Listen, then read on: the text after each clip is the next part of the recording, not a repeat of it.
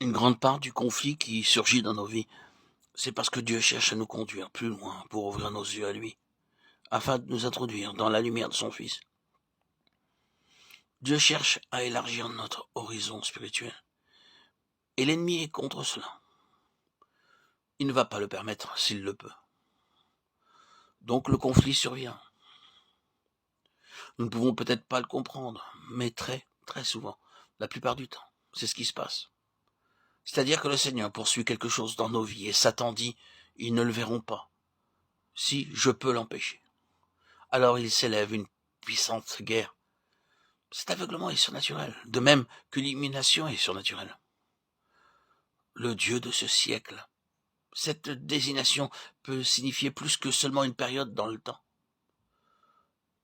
Cela peut vouloir dire tout le temps, parce que dès le commencement, Satan s'est acquis la royauté sur l'homme.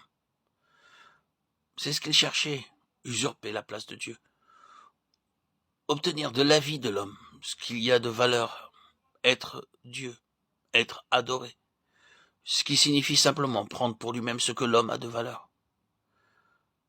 Dieu a créé l'homme dans l'intention qu'il soit un véhicule qui lui apporte quelque chose pour son plaisir et sa gloire, quelque chose digne de Dieu, une valeur qu'il devait avoir de l'homme. Satan dit, je vais avoir cette valeur. Dieu a investi quelque chose dans cette création, quelque chose qu'il va obtenir pour lui-même. Je vais l'avoir. Tout ce qui est arrivé dans le jardin d'Éden était la façon de Satan de supplanter Dieu dans le cœur et l'intelligence de l'homme, et d'obtenir de l'homme ce qui était le droit de Dieu, l'adoration. Ainsi, par le consentement de l'homme et sa chute, Satan a pris le titre de Dieu de ce siècle dans ce monde.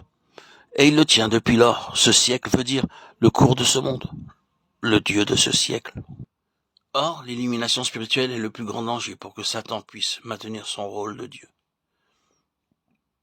Il ne tiendra pas longtemps une fois que vos yeux seront ouverts. Dès qu'un cœur est éclairé, le pouvoir de Satan est en même temps anéanti. Aussi, conformément à ce fait, le Seigneur a dit à Paul sur la route de Damas, vers qui je t'envoie, afin que tu leur ouvres les yeux pour qu'ils passent des ténèbres à la lumière et de la puissance de Satan à Dieu. Acte 26, 17, 18. Les deux choses vont ensemble. Des ténèbres à la lumière, de la puissance de Satan à Dieu. Je répète que la plus grande menace et le danger pour Satan et sa position est l'illumination spirituelle. À cause de cela, il doit trouver le terrain sur lequel perpétuer et maintenir sa position, son rôle de Dieu de ce siècle. Et quel terrain le satisfera dans ce but? La réponse est le terrain naturel, le terrain du moi, de l'ego, le terrain charnel. Vous demeurez sur le terrain naturel et vous donnez à Satan le droit de possession.